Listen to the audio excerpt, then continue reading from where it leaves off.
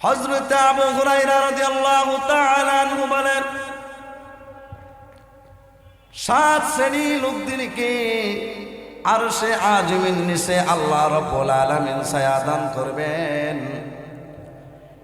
1 number আল ইমামুল আদিল, ন্যায়পরায়ণ বাদশাহ, ন্যায়পরায়ণ বিচারক। আরশে আজিমের নিচে আল্লাহ রাব্বুল আলামিন ছায়া দান করবেন। তাদেরকে আল্লাহ তাআলা সম্মানিত বানায় দিবেন। কেমন ন্যায়পরায়ণ হতে হবে একটু উদাহরণ আমরা বুঝতে পারি। এক বাদশাহ এক হাকিমের কাছে 2 জন ব্যক্তি বিচার নিয়ে গিয়েছে। এক ব্যক্তি জমিন বিক্রিওয়ালা, আরেকজন জমিন ক্রয় করনেওয়ালা। যেই ব্যক্তি জমিন বিক্রি করেছে, ওই ব্যক্তি যেই ব্যক্তি জমিন ক্রয় করেছে, জমি ক্রয় করার পর ওই ব্যক্তি জমিন খনন করতে গিয়ে একটি স্বর্ণের কলসি পায়। স্বর্ণের কলসের ভিতরে অর্থ মুদ্রা এরকম পাওয়া যায়। ওই ব্যক্তি বলে, আমি তো স্বর্ণের কলসি তো আমি কিনিনি, আমি তো জায়গা কিনেছি, জমি কিনেছি, যার কলসি আমি তার কাছে দিয়ে আসি, হয়তোবা সে এখানে এটা পুঁতে রেখেছেন। এবার সেই ব্যক্তি মালিকের কাছে গেল, ভাই আপনার জমি আমি ক্রয় করেছি, আপনার জমির ভিতরে আমি এরকম ভাবে একটি কলসি পেয়েছি, তার ভিতর অর্থ সম্পদ রয়েছে, স্বর্ণ মুদ্রা রয়েছে। এবার লোক বলে, আমি তো আপনার কাছে জমি বিক্রি করে দিয়েছি, এই কলসিও আপনার? বলে, না, এই কলসি তো আমার নয়, আমি জমি ক্রয় করেছি আপনার কাছ থেকে, কলসি তো আমি ক্রয় করি নাই। এবার তারা উভয় মিলে বাদশাহ হাকিমের কাছে গেলেন। এরকম ভাবে হাকিমের কাছে দরবার নিয়ে গেলেন, গিয়ে সেখানে বললেন, তাদের সেই কাহিনীটা, ঘটনাটা বললেন। এবার বিচারক মনে করলেন, তাহলে তাদেরকে জিজ্ঞেস করে যে কি ছেলে মেয়ে আছে কিনা। তাদেরকে জিজ্ঞেস করা হলো, আপনাদের কি ছেলে মেয়ে আছে? বলে, হ্যাঁ, যেই ব্যক্তি জায়গা ক্রয় করেছে সেই ব্যক্তির ছেলে আছে, আর যেই ব্যক্তি জায়গা বিক্রি করেছে সেই ব্যক্তির মেয়ে আছে, বিবাহের উপযুক্ত। তাদেরকে বলল, নিয়ে আসেন। নিয়ে আসার পর তাদেরকে বিবাহ দিয়ে দিল এবং সেই কলসিটুকু হাদিয়া দিয়ে দিল, তাদেরকে দেড়মোহর দিয়ে দিল। এই হলো ন্যায়পরায়ণ বাদশার বিচার। এরকম যারা ন্যায়পরায়ণ ভাবে বিচার করবে, ন্যায়পরায়ণ ভাবে বাদশা থাকবে, কাল কিয়ামতের ময়দানে কঠিন মুহূর্তে আরশে আজিমের নিচে তাদেরকে ছায়া দান করবেন। 2 নাম্বার ওয়াশাব নাশা ফি ইবাদাতিল্লাহ। 2 নম্বর যৌবন বয়সে যারা ইবাদত করবে, যৌবন বয়সে আল্লাহওয়ালা হয়ে যাবে, যৌবন বয়সে যারা গুনাহ ছেড়ে দিবে, ইবাদত করবে, মহান রব্বুল আলামিন তাদেরকে আরশে আজিমের নিচে ছায়া দান করবেন। আর যৌবন বয়সটা আমাদের গুনার মধ্যে কেটে যায়, বিভিন্ন ধরনের ফায়সা কাজের মধ্যে, খেলাধুলার মধ্যে কেটে যায়। আল্লাহ রব্বুল আলামিন সেই দিন যে যৌবন বয়সে আল্লাহর ইবাদত করবে, সেই দিন আল্লাহ তাআলা তাদেরকে আরশে আজিমের নিচে ছায়া দান করবেন। যৌবন বয়সে মা বোনেরা বোরকা পরতে মনে চায় না, যৌবন বয়সে পর্দা করতে মনে চায় না, যৌবন বয়সে যুবক ভাই তাদের দাড়ি রাখতে মনে চায় না, মাথায় টুপি ওঠাতে মনে চায় না, যৌবন বয়সে মসজিদে যেতে মনে চায় না, ইবাদত করতে চায় না। ওই ব্যক্তিকে আল্লাহ রব্বুল আলামিন এরকম ভাবে তাদেরকে, যারা যৌবন বয়সে ইবাদত করবে, তাদেরকে আল্লাহ রব্বুল আলামিন আরশে আজিমের ছায়া দান করবেন। 3 নাম্বার ওয়ারাজুলু কলবুহু মুআল্লাকুন বিল মাসাজিদ।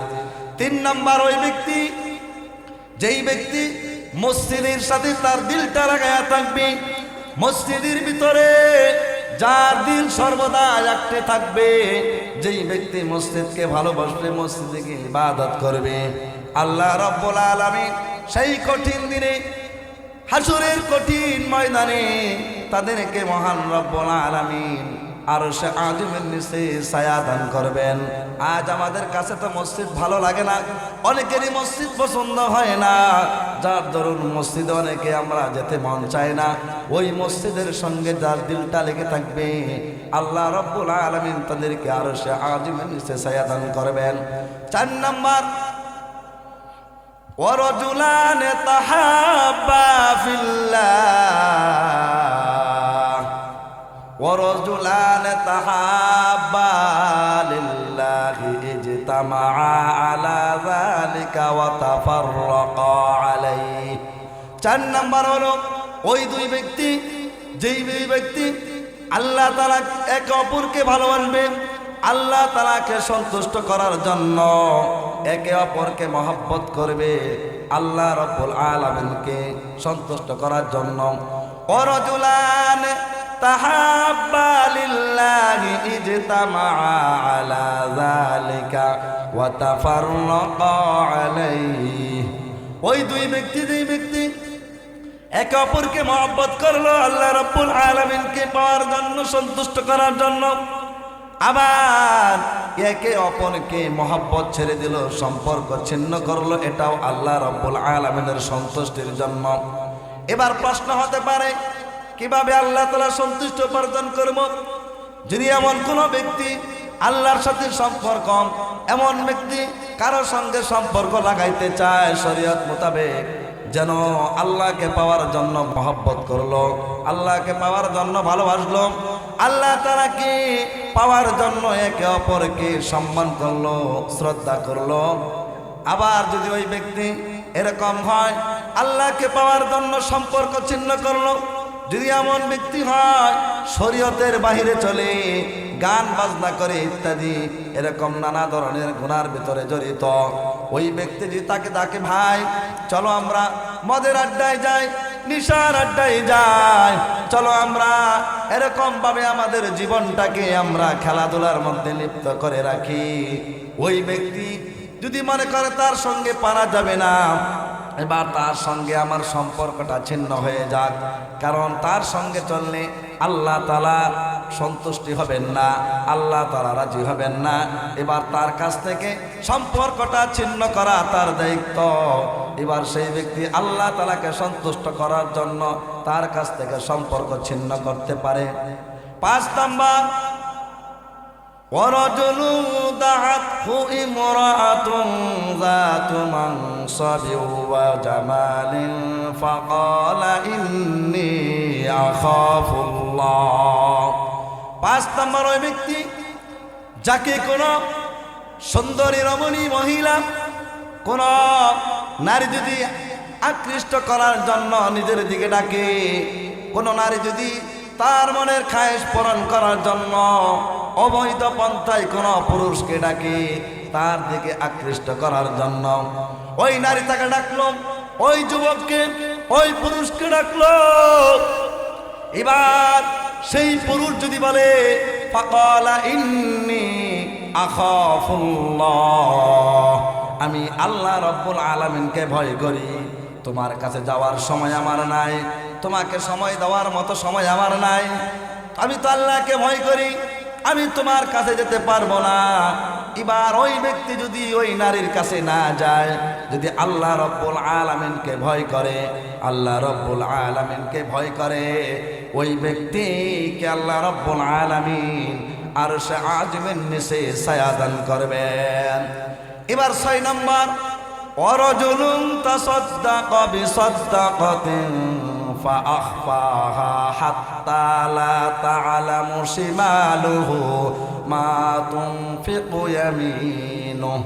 6 নম্বর হলো ওই ব্যক্তি, যেই ব্যক্তি এক হাতে দান করলো, আরেক হাত টের পাইল না, জানলো না, কিংবা গোপনী দান করলো, ওই ব্যক্তি গোপনী দান করতেছে, গোপন ভাবে আল্লাহর পথে ব্যয় করতেছে, মসজিদের দান বাক্সর ভিতরে টাকা রেখে আসলো, আল্লাহ ছাড়া কেউ জানলো না, মসজিদের ভিতরে লোকায়িত ভাবে বিভিন্ন প্রকারে দান করলো, আল্লাহ তাবারক তাআলা ছাড়া আর কেউ জানলো না, ফেরেশতারা ছাড়া কেউ জানলো না।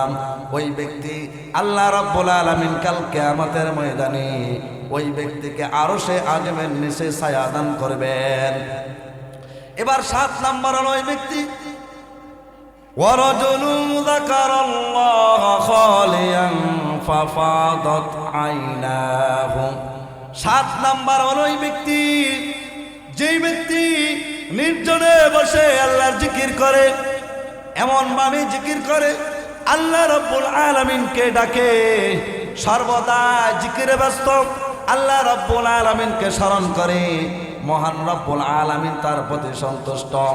ওই ব্যক্তি আল্লাহ তাআলাকে, আল্লাহ রাব্বুল আলামিনকে নীরবে বসে বসে ডাকে।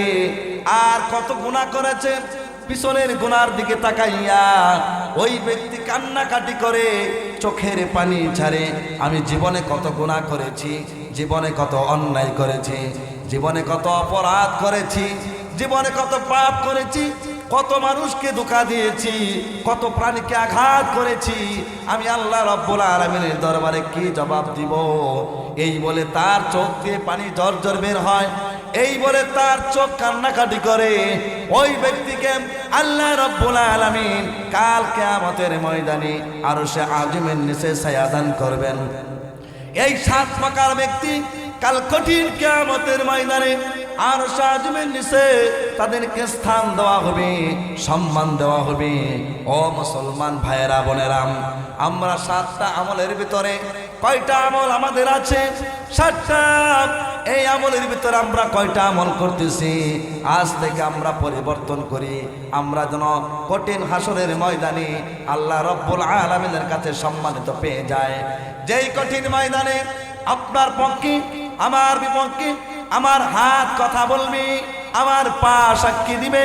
আল্লাহ তাআলা বলেন আল-ইয়াউমা নাখতিমু আলা আফওয়াহিহিম ওয়া তুকাল্লিমুনা আইদিহিম ওয়া তাশহাদু আরজুলুহুম বিমা কানু ইয়াকসিবুন। আল্লাহ রাব্বুল আলামিন সূরা ইয়াসিনের 65 নম্বর আয়াতের মধ্যে বলেন, কাল কিয়ামতের ময়দানে আমি বান্দা বান্দির মুখের ভিতর পেরেক লাগাইয়া দিব, পেরেক লাগাইয়া দিবে, পেরেক লাগাইয়া দিবে। মুখ সেই দিন কোনো কথা বলবে না, জবান বন্ধ করে দিবে। সেই দিন আল্লাহ তাআলার সামনে হাতের জবান খুলে যাবে, আল্লাহ হাতের জবান খুলে দিবেন। সেই দিন হাত আল্লাহ রাব্বুল আলামিনের দরবারে কথা বলবেন, এই হাত দিয়ে আমরা কত অপরাধ করেছি, কত অন্যায় করেছি। আল-ইয়াউমা নাখতিমু আলা আফওয়াহিহিম ওয়া তুকাল্লিমুনা আইদিহিম ওয়া তাশহাদু আরজুলুহুম বিমা কানু ইয়াকসিবুন। সেই দিন হাতের জবান খুলে যাবে, কোন দিন কার সঙ্গে বেয়াদবি করেছ, হাত দিয়ে কত গুনাহ করেছ, অপরাধ করেছ। সেই দিন হাত আল্লাহ দরবারে এরকম ভাবে কথা বলবে, পা সেই দিন সাক্ষী দিবে, এই পা দিয়ে কত অপরাধ করেছ, অন্যায় করেছ, অপরাধ করেছ, এই পা দিয়ে কতভাবে তুমি খারাপ কাজ করেছ, সেই দিন পা সাক্ষী দিবে। আল্লাহ রাব্বুল আলামিন সেই দিন ঘোষণা করে দিবেন, ওয়ামতাজুল ইয়াউমা আইয়ুহাল মুজরিমুন। সেই দিন আল্লাহ ঘোষণা করবেন, হাসরবাসীরা পৃথক হয়ে যাও, যারা পাপী তারা পৃথক হয়ে যাবে, যারা নেককার তারা পৃথক হয়ে যাবে। সেই কঠিন মুহূর্তের দিকে চিন্তা করে, হাসরের সেই কঠিন মুহূর্তের দিকে চিন্তা করে, সেই দিনের দিকে লক্ষ্য করে আমরা সকলেই মহান রব্বুল আলামিনের কাছে দোয়া চাই, ক্ষমা চাই। আজকের এই তালিমুস সুন্নাহ কওমি মাদ্রাসার মাহফিল থেকে আমাদের জীবনকে পরিবর্তন করে, আমাদের জীবনকে সুন্দর করে, আখলাক ঠিক করে, কোরআন সুন্নাহ মোতাবেক চলে মহান রব্বুল আলামিন আমাদের সকলকেই সেই তৌফিক দান করুন। মহান রব্বুল আলামিন আমাদের সকলকেই উত্তমভাবে আমল করার তৌফিক দান করুন। ওয়া আখিরু দাওয়ানা আনিল হামদুলিল্লাহি রাব্বিল আলামিন। আসসালামু আলাইকুম ওয়া রাহমাতুল্লাহি ওয়া বারাকাতুহু।